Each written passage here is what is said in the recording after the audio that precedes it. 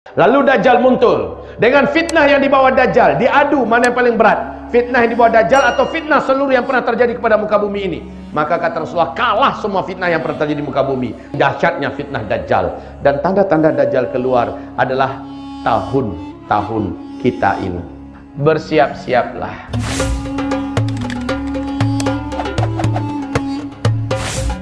Jom sama-sama kami, caranya mudah, hanya klik join button. Terima kasih. Assalamualaikum warahmatullahi wabarakatuh. Alhamdulillahi rabbil alamin, wal aqibatu lil muttaqin, wala udwana illa 'alal zalimin. Ashhadu an la ilaha illallah wa ashhadu anna sayyidana wa habibana Muhammadan abduhu wa rasuluh la nabiyya ba'dah. Qala Allah subhanahu wa ta'ala fi muhkami tanzilihi ba'da al-'iyadhi billah minasy syaithanir rajim. Bismillahirrahmanirrahim. Ya ayyuhalladzina amanu taqullaha wa qulu qawlan sadida yuslih lakum a'malakum wa yaghfir lakum dhunubakum wa man yuti'illaha wa rasulahu faqad faza fawzan 'azima. Allahumma arhamna bil Qur'an wa sadaqallahul 'azim. Wa qala an-nabiy sallallahu alaihi wasallam, ala inni qad ji'tukum biha bayda'a naqiyyah layluha kanahariha la yazighu anha ba'da dhalika ila halik. Amma ba'du, ma'asyiral muslimin wal muslimat, mu'minin wal mu'minat, hadirin wal hadirat, akramani wa arsyadani wa iyyakumullah jami'an. Pujian dan syukur kita kehadirat Allah Azza wa Jal. Salawat beserta salam kita untuk asyrafil anbiya wal mursalin Sayyidina Muhammadin sallallahu alaihi wasallam. Allahumma salli ala hadzal nabi wa ala alihi wa sahbihi wa man tabi'ahu bi ihsanin ila yaumiddin. Ketika Rasulullah sallallahu alaihi wasallam masih dikelilingi oleh para sahabat, Rasulullah menyampaikan dengan sangat yakin kepada seluruh sahabat-sahabatnya tentang akhir zaman, sehingga seluruh para sahabat sangat yakin bahwa merekalah yang dimaksud oleh Rasulullah dengan manusia-manusia akhir zaman. Contohnya Rasulullah bersabda, bu'ithu ana was-sa'atu kahataini. Aku ini diutus dan kiamat akan berlaku hanya seperti ini, kata Rasulullah. Beliau mengisyaratkan fa'syara bis-sababati wal wusta. Dia isyaratkan ke arah langit, jari telunjuk dan jari tengahnya. Lalu kata sahabat, beliau renggangkan sedikit. Maka ini pertanda, menurut pemahaman para sahabat, memang sudah sangat dekat. Pada hadis yang lain Rasulullah bersabda, manakala saya sudah diangkat oleh Allah menjadi nabi dan rasul, Jibril membisikkan kepada saya bahwa malaikat Israfil, malaikat yang bertugas meniup sangkakala kiamat, memasukkan pangkal terompet ke dalam mulutnya.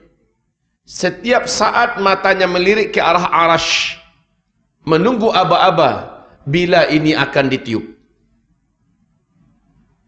Ini juga menekankan dan memastikan bagi para sahabat bahwa sudah sangat dekat kiamat.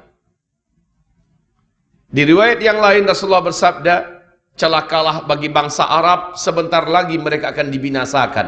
3 kali Nabi mengulangi. Bertanyalah istrinya, ada apa wahai baginda Rasulullah? Rasulullah berkata, sesungguhnya telah diperlihatkan kepadaku tembok yang menghalangi antara kita dengan Ya'juj dan Ma'juj sudah berlobang sebesar ini, kata Rasulullah. Ini pertanda tak lama lagi tembok tersebut hancur, Ya'juj Ma'juj muncul. Padahal Ya'juj dan Ma'juj adalah tanda besar kiamat yang keempat. Nah, dengan ini tuan-tuan dan puan-puan, mukminin dan mukminat, muslimin muslimat sekalian, sahabat-sahabat yakin sangat bahwa merekalah yang dimaksud dengan manusia akhir zaman. Keyakinan ini tergambar satu. Di zaman Nabi itu ada seorang lelaki namanya Ibnu Sayyad. Seluruh ahli hadis, seluruh ulama, seluruh pengkaji dan pensyarah Islam pasti tahu dengan nama Ibnu Sayyad. Ibnu Sayyad ini seorang lelaki yang face dia, fisikal dia, dan kemampuannya betul-betul serupa dengan Dajjal. Laki-laki ini tidak mau mendekat kepada Rasulullah SAW. Dan tidak mau bersahabat, bertemu teman dengan para sahabat-sahabat Nabi. Dia hanya memata-matai dari jauh. Tapi dia memiliki kecepatan yang luar biasa. Begitu cepatnya. Ketika Nabi Muhammad dengan Umar bin Khattab sedang berbual-bual di luar, dekat dengan kebun kurma, Rasul dan Umar melihat ada Ibnu Sayyad sedang melihat ke arah mereka sambil memata-matai.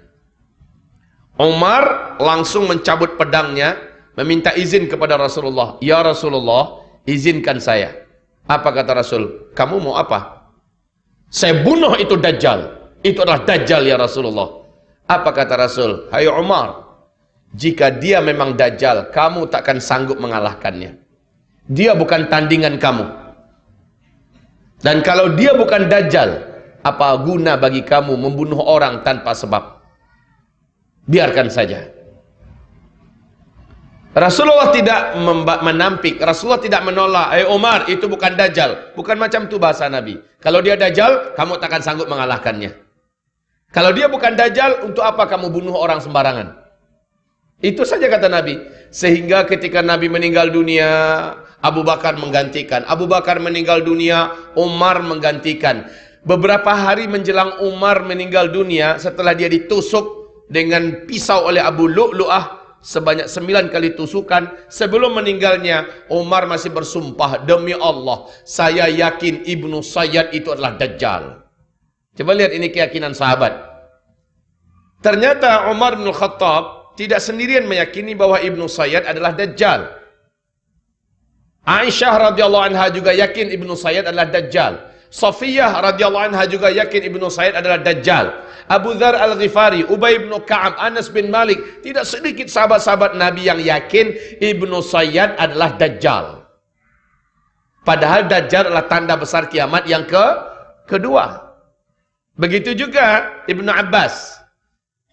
Di dalam kitab Fathul Bari, Syarah Sahih Bukhari, di dalam riwayat Al-Hakim dengan sanad yang jayid, bahwa Ibnu Abbas berkata ke hadapan murid-muridnya, saudara-saudara, saya semalaman tidak boleh tidur. Murid-muridnya bertanya, kenapa Tuan Guru? Semalam saya dengar sahabat-sahabat berkata, mereka sudah melihat meteor bergerak menuju ke arah bumi. Berarti besok dukhan sudah dimulai. Semalaman saya menangis dan berdoa, menangis memohon keselamatan dan perlindungan, memohon ampunan kepada Allah Subhanahu wa taala. Saudara-saudara, Bapak Ibu sekalian, perhatikan ini baik-baik pernyataan Ibnu Abbas. Berarti besok dukhan dimulai. Dukhan adalah tanda besar kiamat yang pertama. Jadi urutan tanda besar kiamat itu, satu, yang pertama dukhan. Yang kedua, Dajjal. Yang ketiga, Isa alaihissalam. Yang keempat, Ya'juj dan Ma'juj. Yang kelima, matahari terbit dari sebelah barat. Yang keenam, binatang besar, binatang raksasa keluar dari dalam perut bumi, boleh berbicara. Binatang ini baik dan ramah. Dan binatang ini adalah tanda besar kiamat yang keenam. Yang ketujuh, angin lembut bertiup dari negeri Yaman. Angin ini sejuk dan berbau wangi kesturi. Siapapun orang Islam yang ada iman di dalam dadanya, walaupun iman hanya seujung kuku, Dan orang ini ada di puncak gunung, ada di gua, ada di pulau, ada di mana saja. Angin lembut, sejuk dan wangi berbau wangi kesturi ini akan sampai kepada orang itu. Ketika orang tersebut terkena oleh angin lembut itu, terhirup olehnya angin lembut tersebut, saat itu, di tempat itu juga dia langsung tergeletak meninggal dunia. Serentak satu muka bumi, orang Islam yang ada iman kepada Allah meninggal dunia. Ini tanda besar kiamat yang ke-7. Lalu tanda besar kiamat yang ke-8, 9, 10. Sudah tidak ada satu orang pun orang yang masih kenal dengan Allah baki hidup di bumi ini. Semuanya sudah meninggal. Yang menyaksikan tanda besar kiamat yang ke-8, 9, 10 hanya orang-orang kafir belaka. Nah, wahai Bapak Ibu sekalian, sahabat-sahabat sudah mengira bahwa tanda-tanda besar kiamat itu sudah muncul. Dukhan, Dajjal, Ya'juj dan Ma'juj sebentar lagi. Itu petanda apa? Petanda yakin mereka bahwa kiamat sudah sangat dekat. Masya Allah. Ternyata satu persatu mereka meninggal dunia, kiamat tak terjadi. Digantikan oleh tabi'in. Satu persatu tabi'in wafat, kiamat belum juga berlaku. Kemudian tabi'in terus sampai zaman ini 1400 tahun lebih, ternyata kiamat belum juga terjadi. Iyalah Pak Ustadz, kami dengar ada hadis Nabi berkata, selama di bumi ini masih baki satu orang yang masih punya iman kepada Allah, dia masih boleh melafazkan kalimat Allah, walaupun imannya hanya seujung kuku, orang beriman ini masih ada, maka Allah tunda lagi kiamat 40 tahun lagi. Ustaz, kita sekarang jumlahnya orang Islam di muka bumi 1,7 miliar. Berarti lama lagi tu Pak Ustaz kiamat. Kan begitu? Lama lagi kiamat. Karena kita masih 1,7 miliar. Padahal satu saja masih baki orang yang beriman pada Allah. Allah masih tunda lagi kiamat 40 tahun lagi. Baik, saya sudah katakan tadi tanda besar kiamat ada 10. Yang kita akan saksikan hanya sampai 7. 7 yang ketujuhnya adalah angin lembut yang bertiup dari Yaman, dan ini akan mematikan seluruh orang beriman serentak di muka bumi. Ya, tanda besar kiamat yang ke-7. Nah, sekarang betulkah kita sudah dekat? Iya, apa tandanya? Nabi Muhammad dalam hadis sahih Imam Muslim ditanya oleh malaikat Jibril yang menyamar, menyerupai seorang lelaki yang gagah, yang tampan. Bertanya kepada Rasulullah tentang mata sa'ah, kapan kiamat? Nabi menjawab, saya tak tahu. Mungkin yang bertanya lebih tahu daripada orang yang ditanya. Saya tak tahu. Ternyata malaikat Jibril pun tak tahu.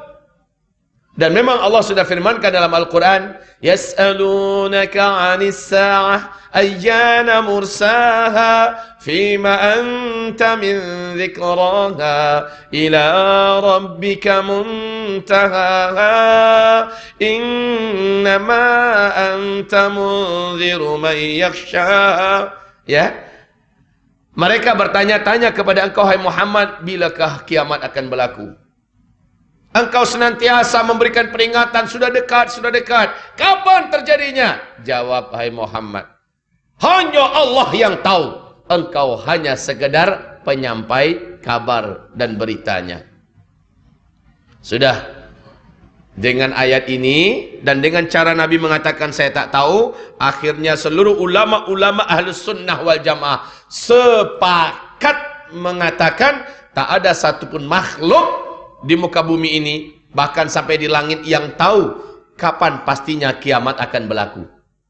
Maka ini jadi akidah kita. Kita wajib menolak mentah-mentah siapapun dan ramalan kiamat kapanpun.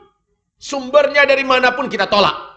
Walaupun dari seorang kiai besar, seorang khalifah kutub, seorang syekh kabir berani mengatakan, wah, hafiz Quran 30 juz, Semua kitab kuning dalam kepalanya, semua ilmu-ilmu apa dalam kepalanya. Dia boleh berjalan di atas awan, tidak basah kena air, tidak terbakar oleh api. Janggutnya dari sini sampai ke Menara Petronas, panjangnya. Dan dia memberikan kabar, kiamat akan berlaku, tarikh anu, bulan anu, tahun anu. Wajib kita tolak. Ini akidah kita. Jadi kapan kiamat berlaku? Allahu a'lam, hanya Allah yang tahu. Okey. Tapi ketika Nabi Muhammad ditanya oleh malaikat Jibril tadi, akhbirni an amaratiha. Muhammad, okey kalau begitu. Tapi tanda-tanda bahwa kiamat sudah sangat dekat akan berlaku, awak tahu tak? Tanya malaikat Jibril. Kata Nabi Muhammad, kalau ini pertanyaan ente, aneh spesialisnya. Maka Nabi menjawab di situ, sini.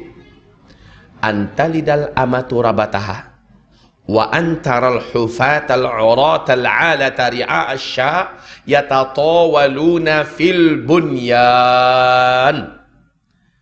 Setelah Nabi menjawab demikian, orang ini pergi, malaikat ini pergi. Apa artinya?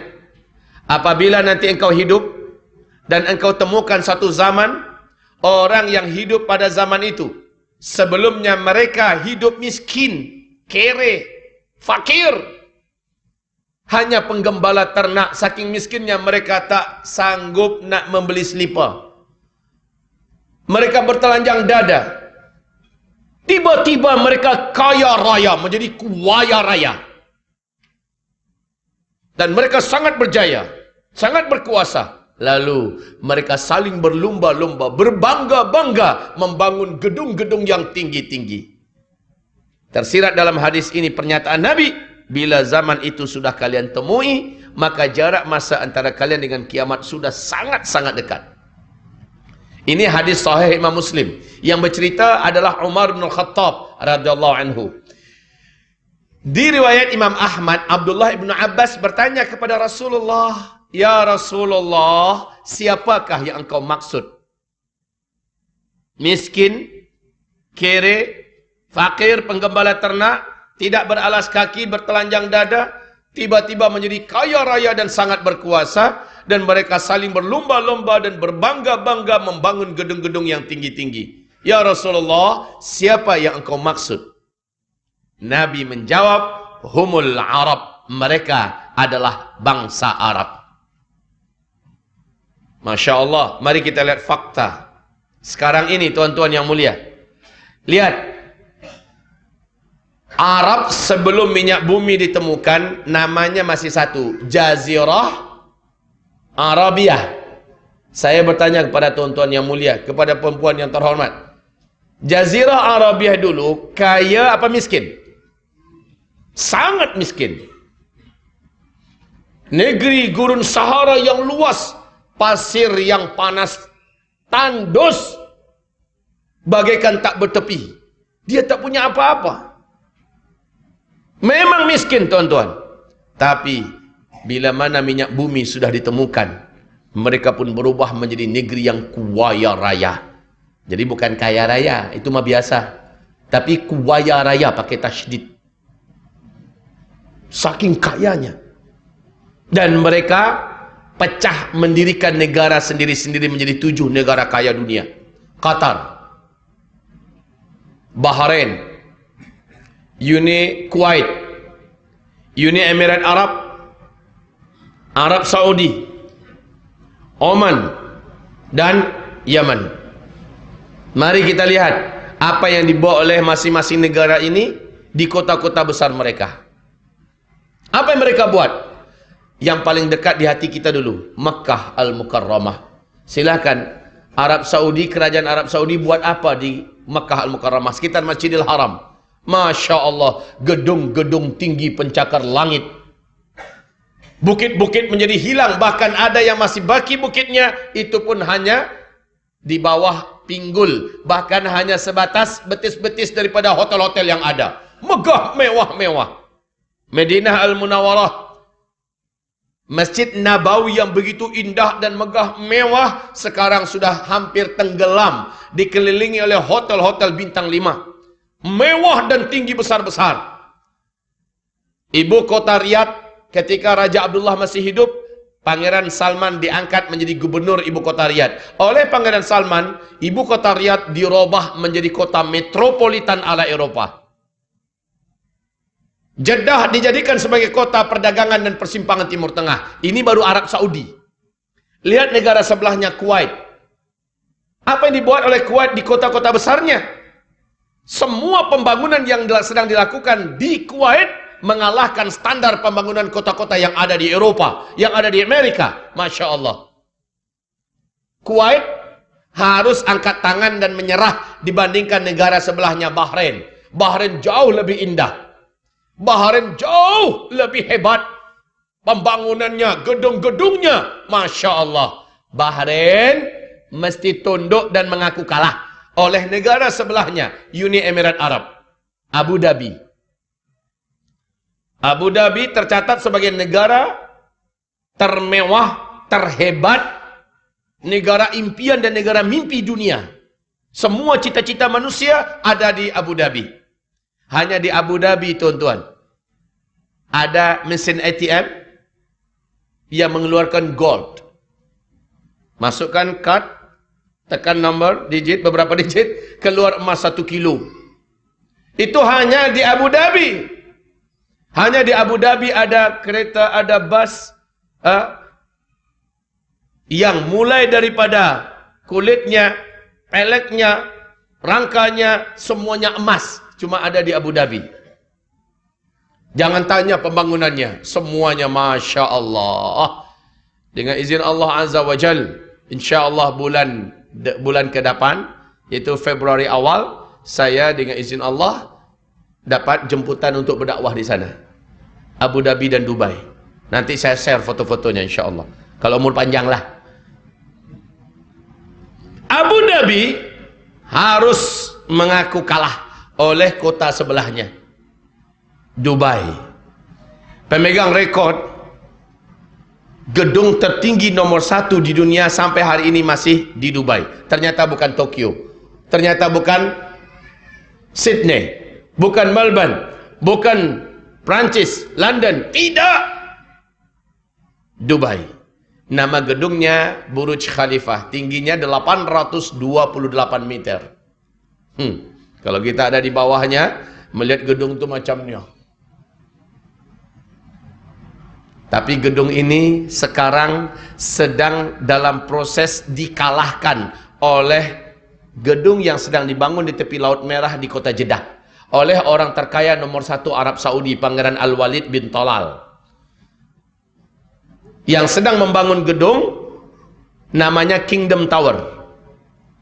Tingginya gedung itu, kalau Burj Khalifah 828 meter, maka Kingdom Tower 1,2 kilometer.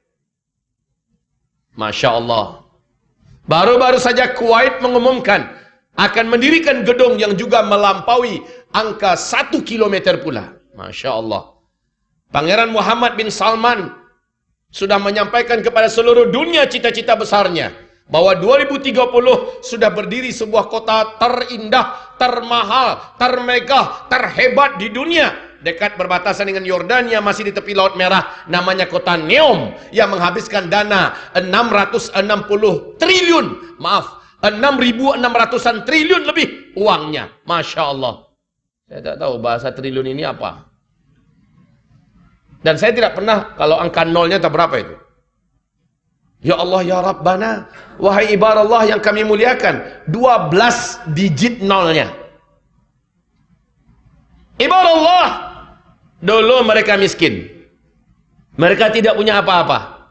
Tiba-tiba mereka menjadi kaya raya dan sangat berkuasa. Hari ini mereka saling berlomba-lomba membangun gedung-gedung yang tinggi-tinggi. Jika zaman itu sudah kalian temukan, kata Nabi, jarak masa antara kalian dengan kiamat sudah sangat-sangat dekat. Nah, Masya Allah, siapa yang baru pulang umroh baru-baru ini, bahkan di Ponbinbit kita pun boleh lihat, di YouTube boleh kita lihat, bahkan beberapa sahabat kami yang baru saja pulang daripada Tanah Suci, benar-benar nyata Bapak, Ibu, bahwa tepian padang pasir, bukit-bukit yang ada sudah mulai menghijau.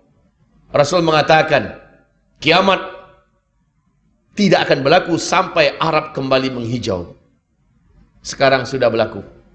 Sungai-sungai bukan lagi mengalir airnya, tetapi sudah banjir-banjir di sana. Masya Allah. Pada tahun 2011, Imam Masjidil Haram namanya Syekh Saud Shuraim dalam khutbahnya menyampaikan hal yang sangat mengguncang bagi umat Islam. Apa kata beliau dalam khutbahnya? Kalian lihat dan perhatikan. Hai umat Nabi Muhammad, Rasulullah pernah mengajak Muadz bin Jabal radhiyallahu anhu berjalan-jalan di dekat daerah Tabuk. Lalu apa kata Rasulullah? Hai Muadz, apabila lembah ini, apabila daerah ini sudah mulai dibungkusi salji, maka itu antara ubun-ubun engkau dengan kiamat sudah sangat dekat sekali. Salji turun pertama kali di Tabuk 2009. Hanya semata kaki. 2011 sudah 1 betis tingginya. Sekarang salji yang ada di Tabuk sudah 1 meter. Sampai ke Riyadh. Bahkan Mekah ke Madinah beberapa areanya sudah ada yang berbungkus salju. Masya Allah. Ibadah Allah. Apakah ada petanda yang lebih terang daripada ini? Allahumma salli ala Sayyidina Muhammad. Perhatikan kembali. Di dalam hadis yang sahih menurut syarat Bukhari dan Muslim, Rasulullah bersabda, La taqumus sa'ah hatta yahsiral furatu bi jabalin an dhahab yaqtatilun nas alaih fayuqtalu kullu mi'atin tis'atun wa tis'un fayaqulu kullu rajulin minhum la'alli akuna ana alladhi anju. Kiamat tidak akan terjadi, kiamat tidak akan berlaku sampai terlebih dahulu sungai Efrat di Irak mengering. Di Timur Tengah itu ada 3 sungai paling besar. Nil, Tigris, dan Efrat. Kiamat tidak akan terjadi sampai sungai Efrat di Irak mengering. Sungai Efrat ini, ulunya adalah di Turki. Lehernya Syria, bodinya di Irak, dan ujungnya atau ekornya adalah di Iran. 4 negara. Bodinya ada di Irak. Mari kita lihat. Bulan Februari 2013. Sila dicatat, nak cek di Google pun boleh, ya. New York Times merilis pernyataan resmi dari para pakar dan ahli Amerika, peneliti dari Amerika, atas nama NASA juga mengumumkan bahwa Sungai Efrat sudah susut airnya 60%. Bulan berapa tadi? Februari 2013. Menurut pernyataan resmi yang dirilis di New York Times, NASA mengatakan, para ahli dan peneliti kami mengatakan, Sungai Efrat sudah susut airnya 60%. 2014, Sungai Efrat akan susut 100%. Ternyata March 2014, Sungai Efrat setelah susut air, telah kering sekering-keringnya sampai hari ini di Irak. Sampai hari ini. Dan yang paling mengejutkan, ini kan hadis Nabi tadi, tidak akan terjadi kiamat sampai keringnya Sungai Efrat di Irak. Dan manusia akan dikejutkan, kata Rasulullah, dengan ditemukannya gunung emas yang sangat besar dalam perut bumi Irak, di wilayah yang dilalui oleh Sungai Efrat. Ketika emas itu ditemukan, nanti seluruh lelaki di muka bumi akan membawa senjata-senjata mereka pergi ke Irak, dan mereka bertempur, berperang, memperebutkan gunung emas itu. Dalam setiap 100 orang lelaki yang berperang di sana, kata Rasulullah, akan mati terbunuh 99 lelaki. 1 cuma yang boleh hidup. Setiap mereka berharap semoga 1 orang yang hidup itu dialah orangnya. Di hadis yang lain, Nabi tak inginkan ada umatnya yang ikut berperang ke Irak demi perebutan gunung emas itu di sana. Nah sekarang, George Walker Bush. Masih ingat dengan makhluk yang satu ini? Masih ya? George Walker Bush. George Bush. Sebelum dia digantikan oleh Barack Obama, masih sempat berpidato di depan Gedung Putih. Dan pidato ini masih ada di YouTube. Apa kata George Bush? Satelit kita telah menangkap adanya potensi emas yang sangat besar di dalam perut bumi Irak. Amerika Serikat selaku polis dunia akan memastikan emas ini aman dari para penjahat-penjahat yang tidak bertanggung jawab. Wah, bahasanya macam dia bukan penjahat saja. Yang paling penting kita ingat sekarang, satelit kita telah menemukan potensi emas yang sangat besar di bumi Irak. Lihat hadis Nabi yang tadi yang saya baca. Tidak akan terjadi kiamat sampai keringnya sungai Efrat, dan nanti manusia dikejutkan dengan penemuan gunung emas yang sangat besar di dalam perut bumi Irak yang nanti akan muncul. Karena sebuah hantaman dia akan muncul. Ini rahasia kenapa bulan April 2014 Barack Obama tidak jadi menarik pasukan darat Amerika Serikat yang menyebar di seluruh negara-negara Teluk sejumlah 135.000 pasukan tidak jadi ditarik balik ke Amerika. Padahal Amerika Serikat sudah tak mampu lagi membiayai tenteranya yang ada di negara-negara Teluk. Tapi tetap dipertahankan. Ini sebabnya karena mereka melihat ada potensi emas yang sangat besar di Irak. Kemudian naiklah Donald Trump naik menjadi presiden. Donald Trump malah menambahkan lagi tambahan pasukan tentera-tentera Amerika, dikirim lagi lebih banyak menuju ke Irak. Masya Allah, sebenarnya Rusia, China, India, negara-negara blok timur semua tahu ada apa yang ada dalam kandung perut bumi Irak. Maka mereka semuanya sudah mulai mempersiapkan militer, mempersiapkan diri untuk perang besar. Dan Nabi berkata di akhir zaman, blok barat dengan blok timur akan bertembung perang besar. Dan kalian diajak oleh blok barat berdamai, lalu kalian memerangi blok timur, kalian akan dimenangkan oleh Allah, kata Rasulullah. Dan peperangan ini pemicunya sudah sangat banyak. Saudara-saudara hamba-hamba Allah, yang paling penting sungai Efrat sudah kering, gunung emas dalam perut bumi Irak sudah diumumkan. Ini adalah hadis Nabi yang sahih. Macam mana kita nak menolak? Apalagi kalau kita berbincang perkara Dajjal. Masya Allah. Wahai hamba-hamba Allah yang kami muliakan, yang saya tuliskan di papan tulis ini adalah hadis riwayat Imam Ahmad. Hadis ini dinyatakan sahih oleh Syekh Ahmad Syakir, dinyatakan hasan oleh Syekh Muhammad Nasiruddin Al-Albani. Hadis ini Rasulullah sallallahu alaihi wasallam menyebutkan, takunun nubuwah fikum masyaallah an takun, thumma yarfa'u Allah idza syaa'a yarfa'aha, thumma takunu khilafatan ala minhajin nubuwah fatakunu masyaallah an takun, thumma yarfa'uha idza syaa'a yarfa'aha, thumma takunu mulkan 'addan wa fi riwayah mulukan 'adudah fatakunu masyaallah an takun, thumma yarfa'uha idza syaa'a yarfa'aha, thumma takunu mulkan jabbaran wa fi riwayah mulukan jabariyatan fatakunu masyaallah an takun, thumma yarfa'uha idza syaa'a yarfa'aha, thumma takunu khilafatan ala minhajin nubuwah, thumma sakat. Artinya adalah sejak saya diutus sampai kalian semua meninggal dunia. Macam mana cerita meninggal dunia? Tadi sudah saya singgung tadi. Perhatikan ke whiteboard.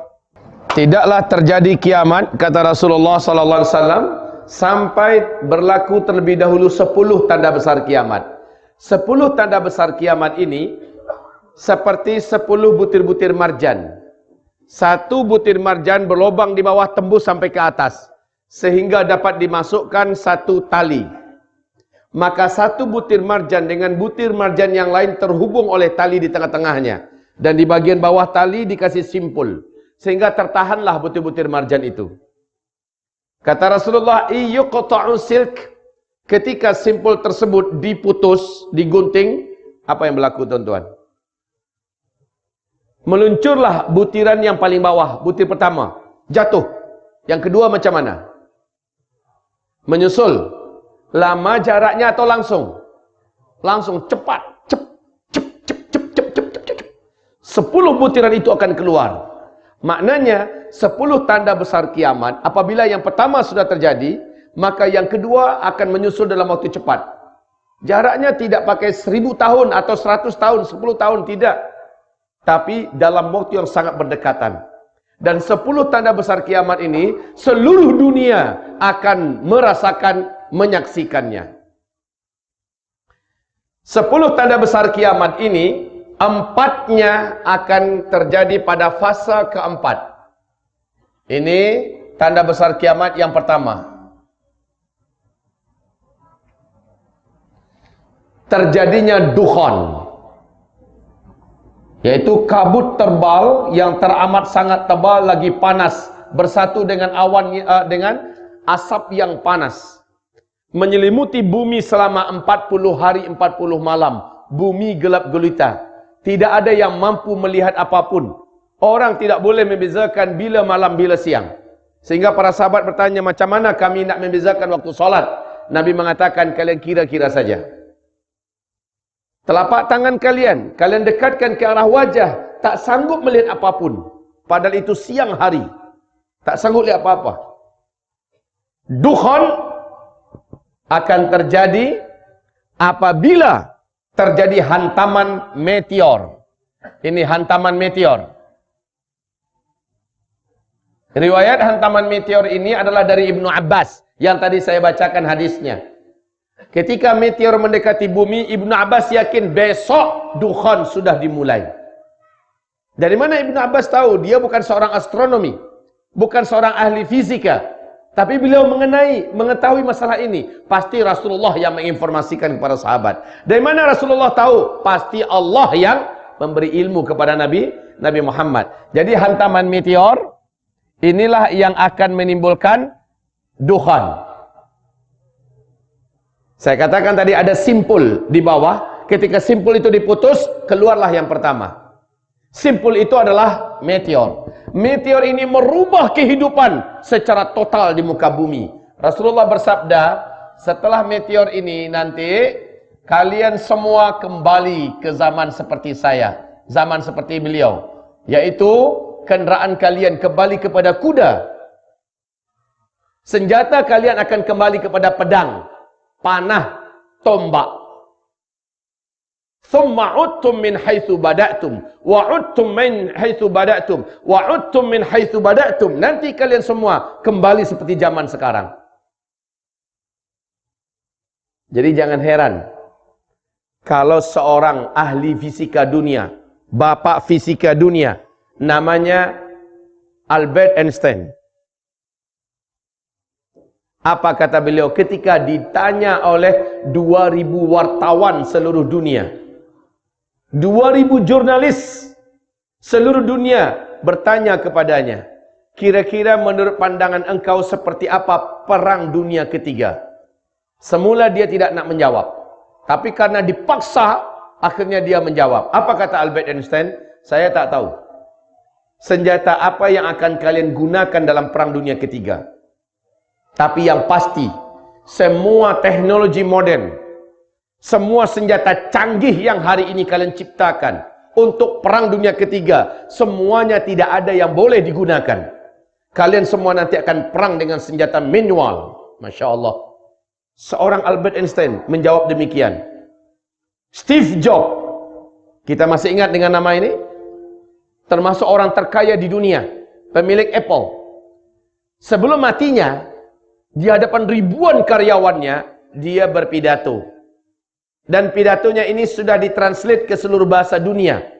Kalau di newspaper kami, Republika di Indonesia, terbit 2 kali terbitan. Apa pernyataan Steve Jobs? Setelah saya nanti tidak ada, setelah nanti saya mati, kalian semua tak lama lagi kembali ke zaman batu. Ini pernyataan Steve Jobs. Steve Jobs, Albert Einstein bukan orang bodoh. Mereka adalah para saintis, para ilmuwan, ahli. Dan mereka bicara bahwa masa depan tanpa teknologi. Padahal kita sekarang sedang mulai menuju puncak teknologi. Ternyata Rasulullah mengatakan kalian semua nanti akan kembali ke zaman kuda. Akan kembali ke zaman tombak, panah, dan pedang. Itulah cara kalian hidup saat itu nanti. Maka Masya Allah kaum muslimin, meteor akan menabrak bumi di akhir zaman, kata Rasulullah, akan menimbulkan petaka besar di muka bumi, sehingga dukhon dimulai. Dan dukhon ini adalah azab bagi orang-orang kafir, azab bagi orang Islam yang suka maksiat, suka dosa. Tapi kata Rasulullah, orang beriman yang amalnya bagus, orang beriman yang soleh dan taat, sebelum hantaman meteor lalu terjadi dukhon, ketika dukhon terjadi, orang beriman selamat semuanya. Orang beriman yang soleh, yang taat, selamat semua. Tapi orang kafir, orang Islam yang hobi maksiat, suka buat dosa, mereka tersiksa seperti orang kafir dan orang musyrik. Kulit mereka akan melecuh, dada mereka bagaikan terasa terbakar, kedua bola mata seperti tidak lepas daripada tempatnya, panas. Hanya iman dan amal solehlah yang akan menyelamatkan pada masa hantaman meteor. Baik, kapan meteor ini akan terjadi? Fi hadhil ummah khasfun wa maskhun wa qadhfun. Pada umat ini nanti, kata Rasulullah, akan terjadi khasaf. Khasaf yaitu banyaknya terjadi bagian bumi ini yang terbelah, tenggelam karena tsunami, reruntuhan bukit-bukit, sehingga banyak yang tenggelam, air laut naik, banjir di mana-mana. Maskhun wa qadhfun, hujan meteor akan menghantam bumi di akhir zaman. Wa maskhun, banyak orang-orang yang berubah bentuknya menjadi buruk rupa dan jelek. Qalu, para sahabat bertanya, wa mata dzak ya Rasulullah, alangkah mengerikan yang engkau sampaikan ini ya Rasulullah, kapan itu akan berlaku?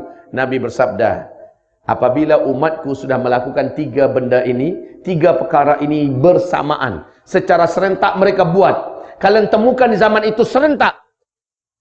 Idza zaharatil qainat, ini yang pertama. Wal ma'azif, ini yang kedua. Wasyuribatil khumur, ini yang ketiga. Apabila umatku di mana-mana sudah banyak bermunculan biduanita, penyanyi-penyanyi wanita di mana-mana. Kedua, wal ma'azif, apabila musik, alat-alat musik sudah disenangi, dicintai, disukai oleh umatku di mana-mana. Di mana-mana.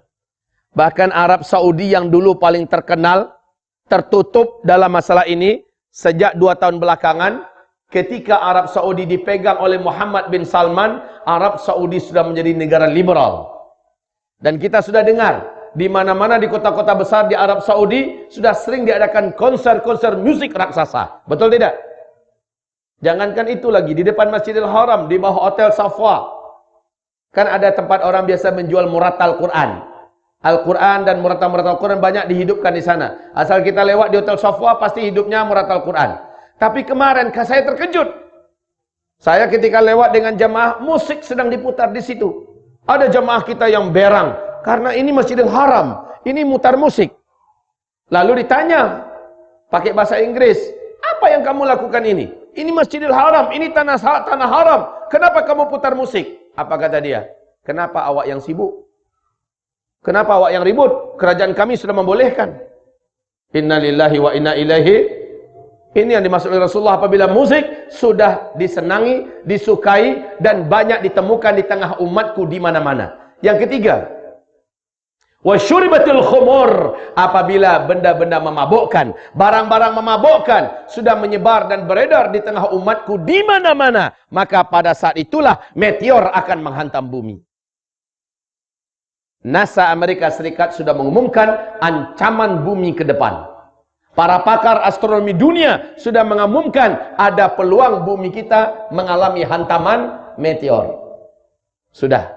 Ini sudah kita lihat betapa dekat masanya. Nah, dukhon akan disusul, ini tanda besar kiamat pertama ya. Ini tanda besar kiamat pertama. Paling lama 3 tahun nih, paling lama terjadilah tanda besar kiamat kedua. Tanda besar kiamat yang kedua, paling lama 3 tahun saja jaraknya. Muncullah, lepaslah satu manusia dari keturunan Adam yang paling ditakuti dan dikhawatirkan kemunculannya oleh seluruh para nabi dan rasul. Manusia ini kelak akan menyebut dirinya adalah Tuhan. Dan dia diberi oleh Allah kemampuan di mana hanya Allah yang mampu melakukannya. Dia memiliki kekuatan sihir yang paling sempurna. Seluruh setan satu muka bumi akan tunduk kepadanya. Seluruh jin-jin penjahat akan berpihak kepadanya. Seluruh ahli-ahli sihir satu muka bumi sujud menyembahnya. 2/3 penduduk bumi nanti akan menyembahnya, menjadikannya Tuhan. Dialah Dajjal. Ini tanda besar kiamat yang kedua. Tidak ada yang mampu melawan Dajjal. Tidak ada. Bahkan Imam Mahdi pun dikepung oleh Dajjal. Siapa Imam Mahdi? Imam Mahdi ini yang nanti akan memimpin fase kelima. Imam Mahdi kemunculannya pasca atau setelah Dukhan. Di sini Al-Mahdi. Al-Mahdi ini keturunan kandung Rasulullah SAW yang nanti akan lahir di Madinah Al-Munawwarah, kecil di Madinah Al-Munawwarah, remajanya di Madinah Al-Munawwarah, dewasanya di Madinah Al-Munawwarah, hidup di lingkungan ilmu dan ahli ilmu, sangat soleh dan sangat taat, ilmunya banyak. Al-Mahdi ini keturunan kandung Rasulullah dari Hasan bin Ali. Ya, akan tetapi ini kita tidak membahas Al-Mahdi malam ini. Sebagaimana kita juga tidak membahas Dajjal. Kita hanya menyebutkan selintas, ya. Oke, kaum muslimin. Halo. Jadi Imam Mahdi pun tak kuasa nak menghadapi Dajjal. Padahal Imam Mahdi sudah menaklukkan seluruh kota-kota dan negara-negara di muka bumi ini. Imam Mahdi sudah mempersatukan umat Islam satu muka bumi. Tapi Dajjal mengepungnya. Dan Dajjal siap untuk membunuhnya. Ketika itu, barulah Allah turunkan anti-Dajjal. Yang mampu menghabisi Dajjal. Yang mampu membunuh Dajjal. Adalah tanda besar kiamat yang ketiga. Dialah Isa alaihis salam.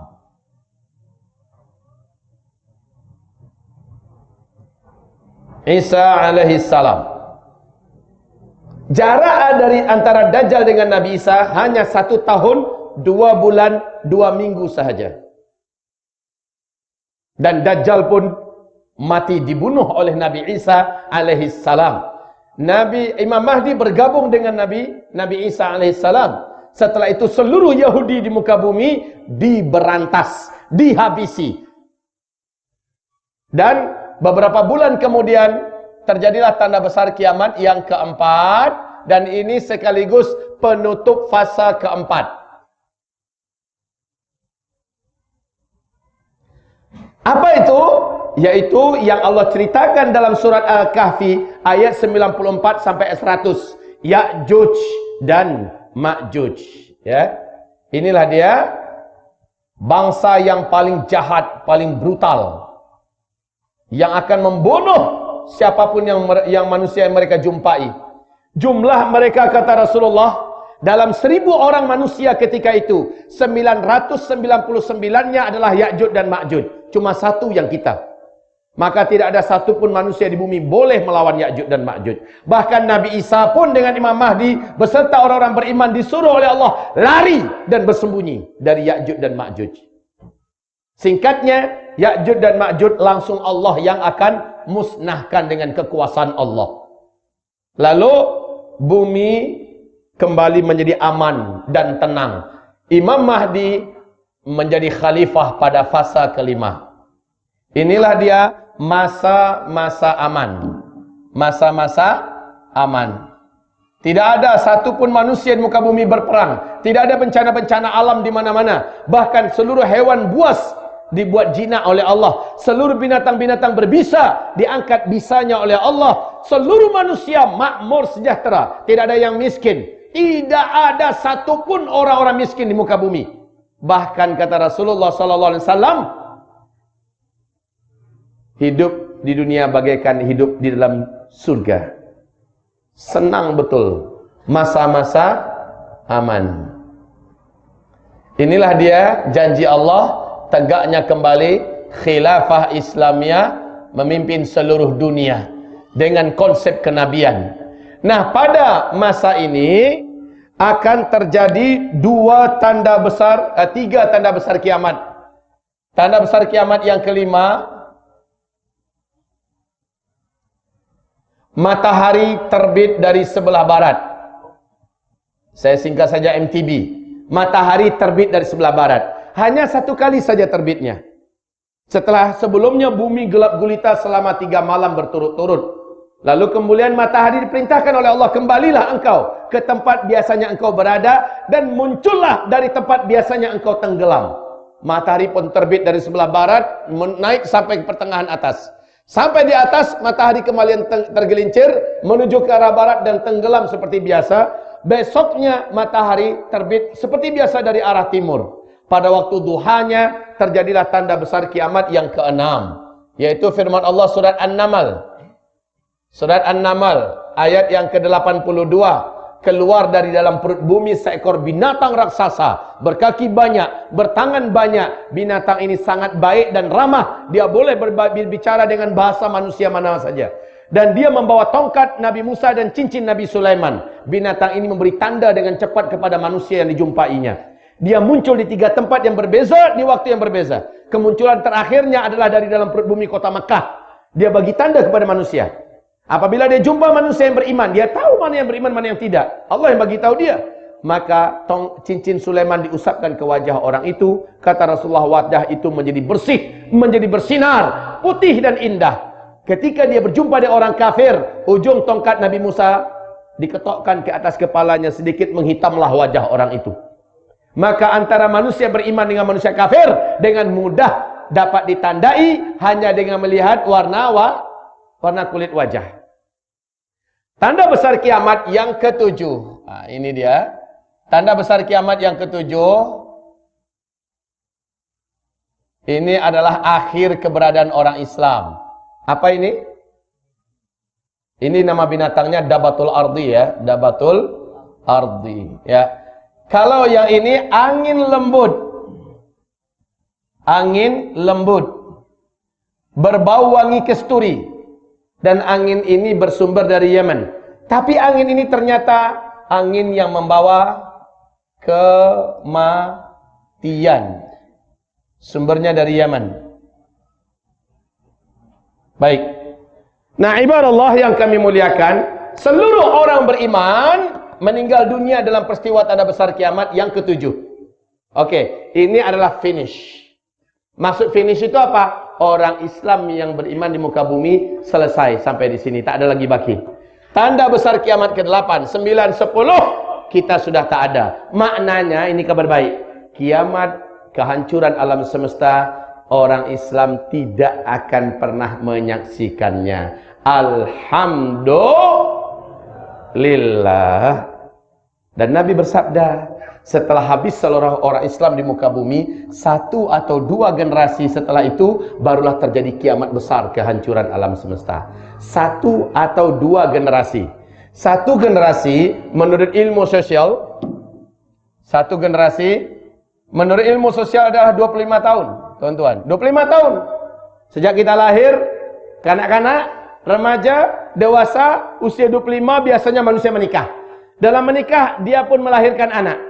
Lahir anak dianggap sudah lahir generasi baru. Maka 1 generasi adalah 25 tahun dalam ilmu sosial. Nabi bersabda tadi hadisnya, selama di bumi ini masih ada baki 1 saja orang yang masih punya iman kepada Allah, Allah akan tunda lagi kiamat 40 tahun lagi.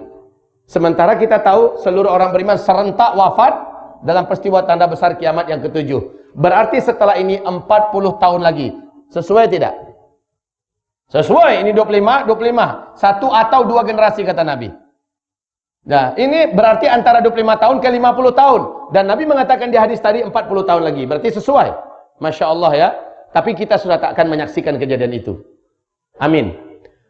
Baik, nah dari start ke finish, kalian akan mengalami 5 fase sejarah. Fase sejarah pertama adalah fase kenabian. Di mana umat ini langsung Nabi Muhammad yang pimpin. Dan ini berlangsung selama 23 tahun. Kemudian setelah itu kalian akan memasuki fase kedua.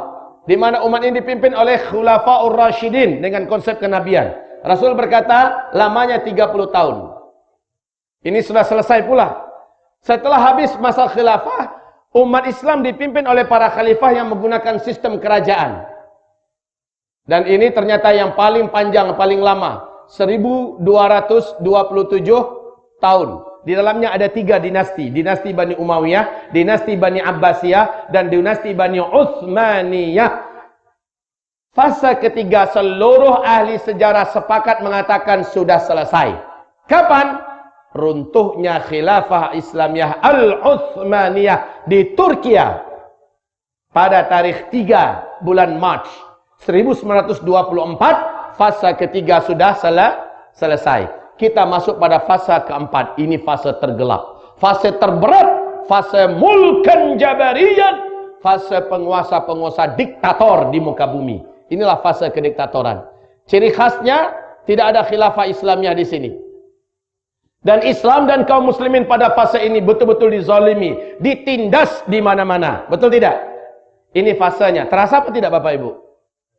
Fase di mana ini sangat luar biasa. Dan ujian buat imannya orang-orang beriman pada masa ini sangat berat. Sangat berat. Maka wajar kalau kata Rasulullah bersabda, pada fase itu orang yang istiqomah dan sabar, nilai pahala mereka pada masa itu setara daripada 50 pahala para sahabat. Kaget para sahabat dengarnya. Ya Rasulullah, khamsina rajulan minna am minhum. 50 kami pahalanya atau 50 mereka? Nabi berkata, 50 kalian. Hebat orang-orang yang istiqomah pada fase keempat ini. Sabar dalam berislam, istiqomah dalam menjalankan agama. Orang-orang ini akan dapat ujian yang berat, maka diberi pahala oleh Allah, pahala yang besar. Tapi pada masa ini kata Nabi, akan banyak umatku yang paginya beriman, sorenya murtad. Akan ada yang sore masih beriman, besok paginya sudah kafir, murtad, hanya gara-gara fulus, hanya gara-gara kedudukan, posisi, jabatan, hanya gara-gara iming-iming dunia, dia rela melepaskan imannya, menjual agamanya. Ini fase keempat, fase kita. Dan pada fase inilah terjadinya 4 tanda besar kiamat yang pertama. Oke, nah sekarang Rasul bersabda dari start ke finish ini, ternyata ada penjelasan dari Rasulullah berapa lama sebenarnya masa ini. Masya Allah, ini punya kajian khas. Kajian ini disebut dengan umur umat Islam, dari start ke finish. Umur umat Islam. Saya tak bahas dulu sekarang. Silakan buka YouTube, dengarkan kajian saya. Buka YouTube, tulis saja nama saja, Zulkifli Muhammad Ali. Itu keluar semua. Atau Uzma Media TV Channel. Uzma Media TV Channel. Nah, silakan, semua kajian saya tentang apa saja lengkap di situ. Baik tuan-tuan yang mulia, jarak masa ini akan membuat Bapak Ibu semuanya terbelalak. Percaya tak percaya, Rasulullah menyebutkannya. Ternyata tak lama lagi kita semua akan sampai pada tanda besar kiamat yang ke-7. Wahai hamba-hamba Allah yang kami muliakan, bila mana Bapak mendengarkan kajian tentang Dajjal. Kajian tentang Dajjal ini ada 3 tanda besar. 1, 2 Romawi, 3 Romawi. 3 tanda besar. Yang ini 1, 2, 3 sudah berlaku ketiga-tiganya. Sejak 4 tahun yang silam sampai sekarang sudah berlaku. Yang kedua pun sudah terjadi sejak 2004. Dan yang ketiga sudah diumumkan, startnya 2019. Ini yang mengumumkan para pakar bumi dan alam kita, bahwa akan terjadi kemarau ekstrim seluruh dunia 3 tahun berturut-turut. Ini pun sudah diumumkan dari 2019 sampai 2022. Apabila manusia yang paling celaka ini sudah sebentar lagi akan keluar, tentu saja berarti Dukhon lebih dekat lagi masanya dengan kita. Maka Nabi mengatakan Al-Mahdi akan keluar, dibaiat di depan Ka'bah nanti dalam usia 40 tahun. Di hadis yang lain mendekati usia 40 tahun dia akan dibaiat di depan Ka'bah. antara rukun Hajar Aswad dengan maqam Ibrahim. Tanda-tanda kemunculan Al-Mahdi, kata Rasulullah, apabila sudah terjadi huru-hara di seluruh dunia, khususnya Timur Tengah, apabila salji sudah turun di negeri Arab, apabila sungai Efrat sudah kering airnya dan ancaman perang dunia akan terjadi, apabila seorang raja yang menguasai Mekah Madinah meninggal dunia, ada 3 putra mahkota yang keturunannya akan saling begaduh dan ribut, dan sejak Februari 2015 Raja Abdullah wafat, digantikan oleh Pangeran Salman. Ketika itu ada 3 putra mahkota, Pangeran Salman, Pangeran Tolal, dan Pangeran Mukrin. Dan sekarang anak-anak para putra mahkota ini sedang begaduh, ribut hebat-hebatan. Betul tidak? Kita semua mendengarkan ya wafatnya seorang raja penguasa Mekah dan Madinah. Dan 3 putra mahkota setelahnya, keturunannya akan saling bertembung memperebutkan kekuasaan Mekah Madinah. Rasulullah berkata, tidak satu pun dari mereka yang akan memimpin Mekah Madinah, karena Mekah Madinah akan langsung dipimpin oleh keturunan kandungku, Al-Mahdi, kata Rasulullah. Masya Allah. Wafatnya Raja KSA. Setelah itu, apabila terjadi tahun bencana, tahun-tahun bencana, ini tahun ini yang akan berlaku adalah gempa-gempa di mana-mana, gunung-gunung berapi meletus, tsunami di mana-mana, kehancuran ekonomi global. Seluruh dunia akan kembali dipaksa menggunakan emas dan perak sebagai mata uang. Uang kertas kalian pada saat itu sudah tidak akan berlaku lagi. Orang akan kembali menggunakan emas dan perak. Jadi percayalah Pak, Bitcoin atau electronic money tidak akan berjaya menguasai dunia. Karena ke depan, masih di masa jayanya uang kertas ini, kita semua akan menyaksikan kembalinya dunia menggunakan emas dan perak. Percayalah, karena ini ada hadisnya dari Nabi Muhammad, uang kertas kalian pada masa itu, kata Rasulullah, akan berserakan di pinggir jalan, dipermainkan oleh budak-budak kecil kalian. Seperti daun-daun menguning yang berguguran jatuh dari batang pohonnya. Dan manusia saat itu kembali menggunakan emas dan perak.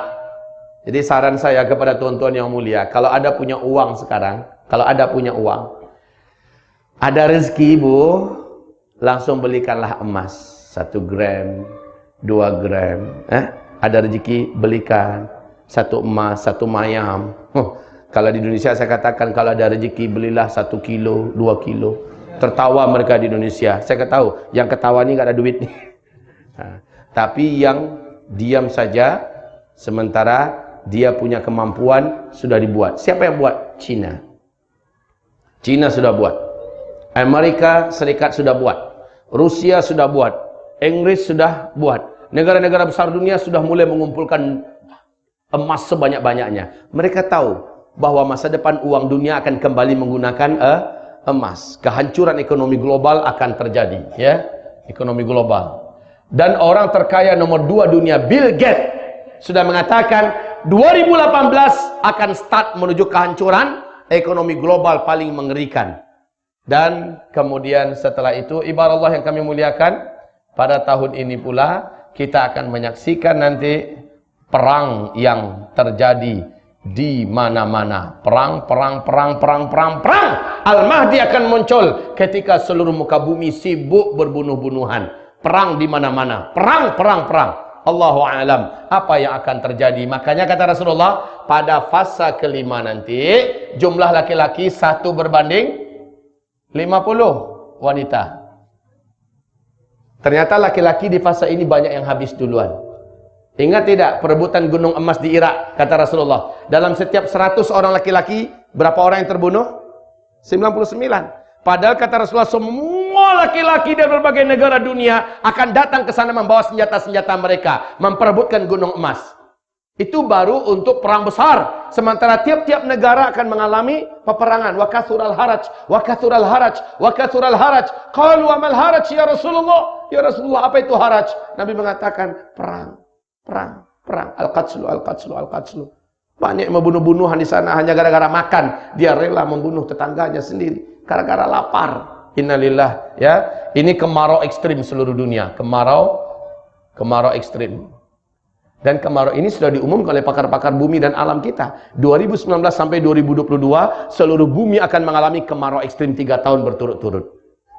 Sementara kita sudah dengar pula bahwa kemunculan Dajjal ditandai dengan terjadinya 3 tahun di mana bumi mengalami kemarau ekstrim dan kelaparan di mana-mana. Maka ini akan mengundang kepada kelaparan. Di sinilah orang-orang akan menjadi brutal, menjadi jahat untuk bertahan hidup. Dia pun akan melakukan apa saja. Ya Allah, kemudian Rasulullah mengatakan pada masa ini pula akan dibunuh seorang lelaki yang paling dicintai oleh orang-orang beriman satu muka bumi. Lelaki ini Rasul sebut dalam hadis yang sahih. Nanti tolong baca dalam hadis. Nabi menggelari laki-laki ini memiliki nafsun zakiyah, seorang lelaki yang memiliki jiwa yang bersih. Tapi jasanya besar buat Islam. Orang satu dunia ini, orang yang beriman cinta kepadanya, suka kepadanya. Kira-kira siapa orang itu? Entahlah. Saya pun tak tahu. Allahu a'lam. Hanya orang-orang yang hanya prediksi saja. Semoga ini juga tidak tepat karena saya tidak berani memastikan. Yang saya lihat orang yang sangat banyak jasanya buat Islam di muka bumi saat ini dan dicintai oleh orang-orang beriman, dibenci oleh orang kafir dan orang munafik. Satu, Zakir Naik. Ini orang luar biasa jasanya kepada Islam. Jutaan manusia masuk Islam karena lisannya dan luas ilmunya. Tidak sedikit ahli-ahli pakar agama lain tunduk dan tumbang di depannya dan ada yang bersyahadat masuk Islam. Sehingga dia dianggap berbahaya. India mewajibkan tangkap dia hidup atau mati. Yang kedua, yang punya peluang juga dibunuh. Dan ini sudah dipesankan dan disampaikan. Yaitu Presiden Persatuan Ulama seluruh dunia, Profesor Dr. Yusuf Al-Qardawi. Oleh As-Sisi, Presiden Mesir, sudah diumumkan. Tangkap Qardawi hidup atau mati. Ini yang kedua. Yang ketiga, orang yang punya peluang untuk dibunuh pula sementara umat Islam mencintainya, Raja Salman. Sebenarnya kalau seandainya Raja Salman tidak diganggu oleh putra kandungnya Muhammad bin Salman, Raja Salman sudah mulai mengarah kepada mempersatukan umat Islam seluruh dunia. Pencinta ulama, memuliakan ulama, hafiz Al-Quran, anti maksiat dan dosa. Inilah Raja Salman yang akhirnya ditelikungi oleh anak kandungnya sendiri Muhammad bin Salman. Dan beliau ditargetkan untuk dihabisi. Yang keempat, orang yang punya jasa besar dan dicintai oleh umat Islam seluruh dunia yang beriman, ya, Erdogan. Recep Tayyip Erdogan. Ini pun diinginkan kematiannya. Jasa besarnya kepada Islam tidak perlu diragukan lagi. Ini pun orang diinginkan kematiannya oleh musuh-musuh Islam. Yang kelima, keturunan kandung Rasulullah yang menginspirasi kebangkitan dunia dan sekarang sedang tinggal di Mekah, yaitu Habib Rizik Syihab daripada Indonesia. Dialah yang menginspirasi kebangkitan Islam di seluruh dunia pada hari ini. Dan dia pun diinginkan kematiannya. Siapa di antara mereka? Allahu a'lam. Yang jelas dari mereka ini semua, mereka dicintai oleh orang beriman. Betul tidak? Nama-nama yang saya sebut tadi kita cinta semua tidak dengan beliau? Semua orang beriman yang kenal dengan mereka pasti cinta. Jasa mereka untuk Islam dahsyat.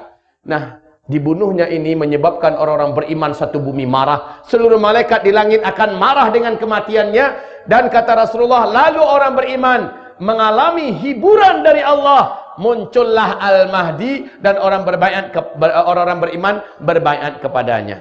Siapa Al-Mahdi? Bagaimana silsilahnya? Bagaimana ciri-ciri fisiknya? Dan sebagainya. Ini pembahasannya tersendiri. Pokoknya ini tanda-tanda kemunculannya. Tanda-tanda kemunculannya sudah nampak di sini. Dan dia muncul pada tahun tersebut. Pada tahun di mana semua ini sedang terjadi, maka saat itulah Al-Mahdi akan muncul. Al-Mahdi hanya akan muncul ketika tanda besar kiamat yang pertama sudah terjadi. Dukhan. Baik, sangat banyak sekali yang perlu kita uraikan, wahai Bapak Ibu. Waktu kita saja yang tidak mencukupi semuanya. Waktu kita memang sangat tipis. Kesempatan kita bersiap-siap sudah tidak lagi banyak. Dan saya mencemaskan tahun 2019 ini ke atas. Saya sangat mencemaskan. Di mana-mana saya sampaikan, di depan para menteri, di depan para jenderal-jenderal, di depan para orang-orang kaya, orang-orang hebat, rakyat miskin, di depan berbagai negara yang saya masuki, saya sampaikan kepada mereka, bersiap-siaplah. Persiapan yang paling sempurna itu adalah iman dan amal soleh. Tak ada persiapan lain. Sabda Rasulullah sallallahu alaihi wasallam, apabila fitnah di negeri Syam sudah membara. Fitnah di negeri Syam. Syam itu apa? Syria, Palestina, Yordania, Lebanon. Apabila fitnah, wal fitanu bi Syam, yang dimaksud dengan fitnah-fitnah akhir zaman itu bukan Yaman, bukan Irak, bukan Iran, bukan Rohingya, bukan Uighur, bukan Indonesia atau di mana saja, tapi Syam. Nah, apabila fitnah sudah membara di sana, umat Islam dibantai, masjid-masjidnya dihancurkan, rumah-rumahnya diratakan. Apabila umat Islam dipaksa murtad, diusir dari kampung halamannya, maka ketika itu kata Rasulullah, badiru bil a'mali fitanan. Pada masa itu sabda Rasulullah, wajib kalian berlomba-lomba memperbanyak amal soleh. Berlomba-lomba memperbanyak amal soleh. Amal soleh, stop amal salah. Ini perintah Rasul. Kenapa? Karena orang yang selamat. Jadi fitnah di negeri Syam itu di sini posisinya. Karena sejak 2011 kan, sejak 2011 kita menyaksikan fitnah di Syam. Nah ini. Dan sinilah Rasulullah SAW bersabda, badiru bil a'mali fitanan. Berlomba-lombalah kamu memperbanyak amal soleh. Sebab hanya orang-orang yang punya banyak amalan soleh lah yang akan dijaga oleh Allah dan selamat. Ini perintah tegas dari Rasulullah. Sebab umat Islam setelah itu akan mengalami hujan yang terus meningkat sampai Dajjal keluar. Orang yang punya iman dan amal soleh akan dijaga oleh Allah. Dukhan datang, cuma orang beriman yang amal solehnya banyak yang akan selamat. Dajjal lepas, Dajjal masuki seluruh kota-kota di muka bumi. Orang-orang beriman yang beramal soleh yang akan terjaga imannya. Karena kata Rasulullah, ketika Dajjal datang, mayoriti manusia akan sujud dan mengangkat Dajjal sebagai Tuhan. Saya khawatir, Pak, kalau saya hidup ketika Dajjal itu nanti muncul, saya rasa saya pun tidak berani jamin diri saya akan selamat, iman saya maksud saya. Karena kata Rasulullah, nanti akan ada seorang lelaki yang merasa imannya sangat kuat dan imannya tidak akan berubah dengan munculnya Dajjal. Ketika Dajjal masuk ke kotanya, laki-laki itu keluar dari persembunyiannya dan dia yakin dia tidak akan murtad. Lalu setelah dia melihat Dajjal melihat kepadanya, fitnah dan sihir Dajjal akan mampu menjadikan laki-laki itu kafir kepada Allah, dan laki-laki tersebut sujud menyembah Dajjal. Kafirlah ia kepada Allah. Walaupun Dajjal nanti meninggalkan kotanya, laki-laki tersebut tetap akan kafir kepada Allah sampai dia mati. Jadi tidak ada cerita orang yang sudah beriman dengan Dajjal dia masih akan tetap kembali lagi kepada Islam. Dia tobat lagi, tidak ada cerita. Sementara Dajjal luar biasa yang diberi oleh Allah. Makanya kata Nabi, tidak ada fitnah yang lebih dahsyat yang akan menimpa umat manusia ini di muka bumi melebihi fitnahnya Dajjal. Sejak Adam diciptakan sampai hari kiamat, tidak ada fitnah yang mengalahkan hebatnya fitnah Dajjal. Di hadis yang lain kata Rasulullah, kalau digabungkan semua fitnah yang pernah terjadi kepada umat manusia, lalu Dajjal muncul dengan fitnah yang dibawa Dajjal, diadu mana yang paling berat, fitnah yang dibawa Dajjal atau fitnah seluruh yang pernah terjadi kepada muka bumi ini. Maka kata Rasulullah, kalah semua fitnah yang pernah terjadi di muka bumi, saking dahsyatnya fitnah Dajjal. Dan tanda-tanda Dajjal keluar adalah tahun-tahun kita ini. Saya tidak bisa jamin apakah masih ada hidup saya ke depan, apakah masih ada rezeki kita akan kembali duduk bersama. Tapi teknologi YouTube masih boleh kita buka saat ini, bukalah. Dengarkan ceramah ini. Lihat, di sini ada dalil-dalil yang sangat terang benderang dari Rasulullah. Lengkap sekali. Kitabnya ada di luar sana. Dapatkan ini. Maka dapatkan penjelasan-penjelasan yang ilmiah. Fakta-fakta yang sulit dan tidak bisa dibantah. Lengkap ada di sini. Khususnya kalau kitab ini, macam mana cara selamat, ada di kitab ini. Zikir akhir zaman. Kalau ini uraian yang paling lengkap, paling menyejukkan dan paling mudah kita memahaminya, yang ensiklopedia akhir zaman. Dapatkan dua kitab ini, baca. Baca. Karena ini berlakunya di zaman kita. Dan kalau kita tidak membaca, apabila kita tidak lagi menggali, kita sudah dengar satu kali ini, tapi kita tidak lanjutkan untuk pelindungan diri, untuk keselamatan keluarga, saya sudah sampaikan. Ini semacam prolog atau semacam mukaddimah lah, ya, pengantar. Bapak-bapak, ibu-ibu, setelah dengarkan ceramah ini, jangan pula Bapak Ibu jadi berubahnya berubah negatif. Melihat masa depan sudah tak semangat lagi. Lihat hidup ke depannya sudah gelap, dah mau kiamat. Pulangnya bahunya sudah macam ni. Pak, kenapa macam tu jalannya? Dah mau kiamat. Lalu anak-anaknya yang sudah tamat sekolah menengah atas dipanggil, "Nak, dengar ceramah tadi tak?" "Betul ayah, sudah dengar." "Mau dekat kiamat kan?" "Iya." "Macam mana? Nak lanjut ke universiti ke?" "Iya ayah, tu apa lagi kita punya sijil tak ada guna lagi. Dan nak kiamat, kita fokus ibadah aja lah." Jangan macam tu. Habis dengarkan ini pula ditulis surat resign kepada perusahaan, mengingat, menimbang, sudah dekat kiamat memutuskan, saya resign. Tidak demikian. Perintah Rasulullah SAW lah yang harus kita tiru. Lihat para sahabat, setelah mereka mendengarkan kiamat sangat dekat dari Rasulullah, langsung seluruh mereka bersemangat dengan hidupnya. Betul tidak? Seluruh sahabat menjadi berubah. Mereka lihat, baki usia saya yang ada, mesti saya isi dengan hal yang paling bermanfaat dalam hidup ini. Saya harus punya amalan yang terbanyak. Maka mereka dalam bisnis, pasti mereka jujur. Dan mereka serius. Karena mereka ingin hartanya banyak. Dan dengan harta itu mereka boleh berbuat banyak untuk agama. Mereka dalam bekerja, mereka amanah. Mereka tidak ingin main-main dan corruption waktu. Mereka tidak ingin berkhianat. Masya Allah. Ketika mereka berdakwah, totality mereka dalam dakwah. Ketika mereka berjihad, jangan ditanya. Seolah-olah satu-satunya jalan surga adalah melewati musuh-musuh ini. Macam itu semangat mereka. Ketika mereka ibadah, mereka anggap inilah ibadah terakhir. Sehingga semuanya maksimal. Ini yang dibuat oleh para sahabat. Saya berharap hal sama terjadi pada kita, Pak. Persis seperti kata Nabi, kalaupun besok udah mau kiamat, hari ini masih ada satu butir biji kurma di tangan kamu. Yang boleh kamu tanam hari ini. Tanam, kata Rasulullah. Boleh kita tanam hari ini. Tanam. Padahal besok udah mau kiamat kan. Nabi masih perintahkan tanam hari ini. Bukannya Nabi tak tahu bahwa kalau biji kurma itu kalau ditanam 4-5 tahun yang akan datang baru mulai berbuah. Padahal besok sudah mau kiamat. Tapi Nabi masih perintahkan tanam. Maknanya adalah sedekat apapun petaka-petaka besar, bencana-bencana, huru-hara dan sebagainya, masih boleh kita buat kebaikan hari ini. Yang kebaikan itu mungkin 10-20 tahun yang akan datang baru mulai mendatangkan hasil dan buah. Tak apa, buat sekarang. Karena Allah tak tanya kita, kamu berjaya tak?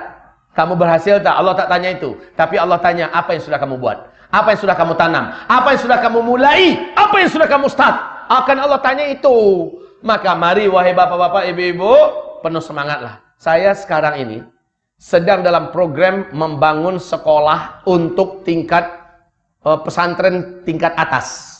Kalau kami mengatakan tingkat SMA. Setelah tingkat menengah pertengahan pertama. Nah, saya bangun 3 lantai. Besar. Dananya juga besar. Ustaz, kan Ustaz mengajarkan sudah dekat mau kiamat. Kenapa Ustaz masih bersemangat? Inilah dia hadis Nabi itu. Sedekat apapun kiamat, hari ini masih boleh kita nak buat hari ini. Macam itu Pak, penuh semangat. Alhamdulillah, dengan izin Allah bulan April 4 bulan yang akan datang, insya Allah Allah akan kasih saya rezeki anak yang ke-17. Semangat. Ini akhir zaman. Kalau akhir zaman itu harus semangat. Jangan habis dengar ini bilang sama bini kita, anak cukup 2 ya. Udah mau kiamat nih. Jangan macam tu. Makin dekat kiamat, makin semangat untuk hidup, ya. Makin semangat menjadi orang yang paling besar dan paling banyak amal solehnya. Sepakat apa tidak? Setuju apa tidak? Semangat, semangat sekali lagi. Salat 5 waktunya semangat, kejar ke masjid. Begitu loh Pak. Ya. Salat tahajudnya, tolong bangun walaupun cuma 2 rakaat lalu 1 witir. Jadilah. Angkat tangan lama-lama, berdoalah kepada Allah. Kita sekarang ini miskin amal, dosa kita banyak. Sementara yang selamat di akhir zaman adalah yang dosanya sedikit, amalnya banyak. Sekarang kejar, lakukan acceleration, ya, percepatan amal-amal soleh. Inilah yang terbaik. Apabila kita punya harta, maka segeralah harta itu dimanfaatkan untuk beramal. Ini ada pondok tahfizul Quran, Darul Al-Azhar. Masjidnya memerlukan pembangunan tempat berwudu, kamar-kamar mandi, dan mereka sekarang sedang menantikan orang-orang beriman yang membantunya. Nah, bagikan pada mereka. Mahat Tahfiz Darul Azhar, bagikan.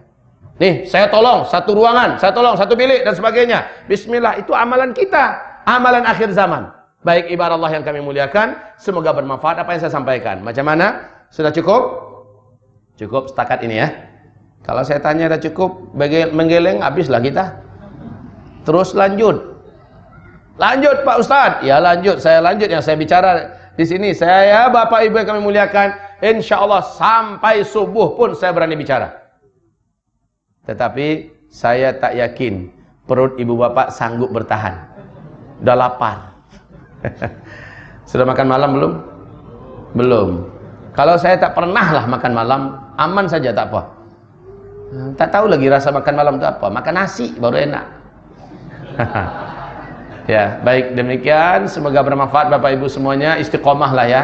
Istiqomah. Setelah ini, setelah dengarkan kajian ini, berubahlah kita dari orang-orang soleh biasa menjadi orang soleh luar biasa. Selama ini menjadi wanita solehah biasa, besok ini menjadi wanita solehah luar biasa. Baik. Demikian saja kitab-kitab kita ada di luar sana dan ini bermanfaat sekali untuk rujukan utama Bapak Ibu semuanya. Mari kita tutup dengan berdoa kepada Allah Subhanahu wa taala. Al-Fatihah. A'udzubillahi samil alim. Insyaallah. Bismillahirrahmanirrahim. Alhamdulillahi rabbil alamin. Arrahmanir rahim. Maliki yaumiddin. Iyyaka na'budu wa iyyaka nasta'in. Ihdinas siratal mustaqim. Siratal ladzina an'amta 'alaihim ghairil maghdubi 'alaihim waladdallin. Amin. Allahumma salli wa sallim ala asyrafil anbiya'i wal mursalin sayyidina Muhammadin sallallahu alaihi wasallam wa ala alihi wa sahbihi ajma'in wa man tabi'ahu bi ihsanin ila yaumiddin. Allahumma ighfir lil muslimina wal muslimat wal mu'minina wal mu'minat al ahya'i minhum wal amwat bi rahmatika ya sami'un qaribun mujibud da'wat. Ya Allah, Ya Hayyun Ya Qayyum, birahmatika nastaghith, la hawla wa la quwata illa billah. Ya Allah, kuatkanlah iman kami di akhir zaman ini ya Allah. Kokohkanlah hati kami di atas agamamu dan di atas jalan siratal mustaqim. Ya Allah, tambahkan kesabaran untuk kami ya Allah, dan jadikanlah kami termasuk di antara hamba-hambamu yang istiqamah. Ya Allah, Ya Rabb kami, jagalah diri kami, istri-istri kami, pasangan-pasangan hidup kami, anak, keturunan dan seluruh zuriat kami, serta keluarga besar kami dari fitnah dan petaka-petaka besar di akhir zaman. Dan dari fitnah Masihid Dajjal, kami berlindung kepada Engkau ya Allah menjadi kafir di akhir zaman. Kami memohon kepadamu, selamatkan kami di antara menjadi orang-orang murtad di akhir zaman. Ya Allah, kuatkan hati kami sehingga kami menyenangi amalan-amalan soleh dan jadikan kami jijik dan merasa benci dengan dosa, benci mendekati tempat-tempat dosa ya Allah. Wahai Rabb kami, satukanlah hati kami sesama umat yang beriman, sesama umat Nabi Muhammad ya Allah, yang beriman dari ahlus sunnah wal jamaah. Ya Allah, Ya Arhamar Rahimin, Ya Mujibas Sa'ilin, Ya Qadiyal Hajat, Ya Rafi'ad Darajat. Ya Allah, Ya Arhamar Rahimin, jadikanlah akhir hayat kami mengucapkan kalimat La ilaha illallah. Berilah kami rezeki husnul khatimah. Lindungi kami ya Allah dari su'ul khatimah. Ya Allah, lindungi kami dari fitnah dan azab kubur. Lindungi kami dari beratnya urusan di padang mahsyar, dan selamatkan kami seluruhnya dari api neraka jahannam-Mu ya Allah. Masukkan kami seluruhnya ke dalam surga Firdaus. Masukkan kami ya Allah seluruhnya ke dalam surga Firdaus. Masukkan kami ya Rabbana seluruhnya ke dalam surga Firdaus. Allahumma amin. Amin ya arhamar rahimin. Rabbana atina fid dunya hasanah wa fil akhirati hasanah wa qina adzaban nar. Subhana rabbika rabbil izzati amma yasifun. Wassalamun alal mursalin. Walhamdulillahi rabbil alamin. Allahumma amin. Sallallahu. Baik Bapak Ibu, mari kita sama-sama membaca surat Wal Asri. A'udzu billahi minasy syaithanir rajim. Bismillahirrahmanirrahim. Wal 'asri innal insana lafi khusr illa alladhina amanu wa 'amilus shalihat wa tawasaw bil haqq وتواصوا بالصبر اللهم ارحمنا بالقرآن وصدق الله العظيم. Allahumma arhamna bil Quran. Bapak Ibu, ada amanah dari saya. Pertama, setelah keluar dari sini, bagi yang mampu menyampaikan, bantulah sampaikan pada yang lain, biar yang lain-lain juga melakukan persiapan. Kemudian bila tak mampu menyampaikan, download dari YouTube, kemudian buatlah CD, kemudian perbanyak, bagi-bagikan. Sharelah dakwah ini kepada yang lain. Semoga yang lain pun tersadar, kemudian terjaga daripada tidur panjangnya, kemudian menganggap bahwa saatnya harus serius dalam hidup ini, mempersiapkan keselamatan hari akhir yang sudah di depan mata. Kemudian yang ketiga, insya Allah Bapak Ibu sekalian, saya senantiasa membawa untuk dalam rangka menolong agama Allah, baik untuk pembangunan, untuk pesantren tahfiz Quran dan sebagainya, untuk membiayai para da'i-da'i dan seterusnya. Saya bawa souvenir ini. Ini adalah kesturi. Kesturi bibit asli daripada India yang sudah kita ruqyah. Ini adalah kesukaan Rasulullah. Coba lihat tanda besar kiamat yang ke-7.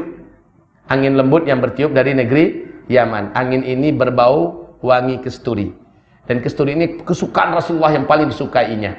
Dan ini pun sudah kita ruqyah, sehingga siapapun jin dan syaitan pengganggu yang ada dalam tubuh kita, tubuh keluarga kita, semoga saja dengan menggunakan parfum ini Allah jadikan mereka tak kuat bertahan dan Allah enyahkan mereka dari tubuh kita semua. Amin ya rabbal alamin. Benda ini ada di luar sana, dapatkanlah, niatkan untuk dua hal: hidupkan sunnah, kemudian dapatkan nilai berinfak di jalan Allah Subhanahu wa taala. 100%-nya adalah untuk menolong agama Allah Subhanahu wa taala. Demikian saja, semoga bermanfaat. Mari kita tutup dengan doa kafaratul majlis.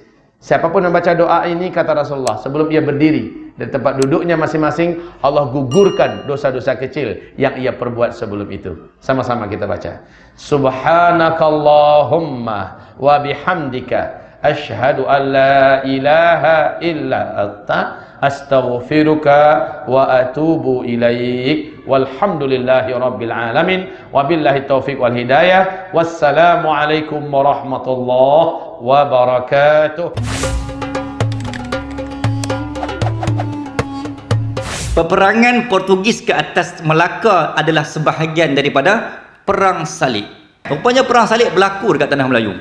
Nak serang Turki direct, tak mampu. Portugal tak mampu. Mereka dalam misi dan rangka untuk menyerang Mekah. Kita telah menyelamatkan Mekah sebelum diserang oleh Portugis.